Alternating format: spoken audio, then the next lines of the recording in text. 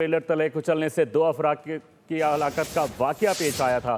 मजीद तफसीलात जानेंगे खुरम गुलजार से। जी खुरम, आगाह कीजिएगा।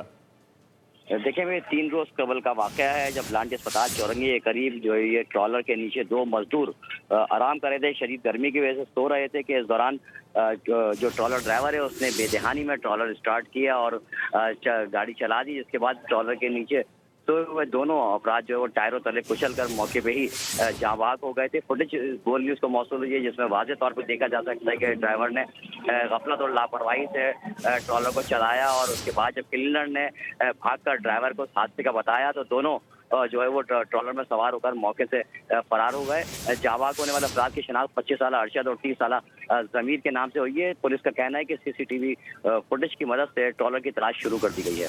जी बहुत शुक्रिया खुरम गुलजार, तफसीलात से आप आगाह कर रहे थे।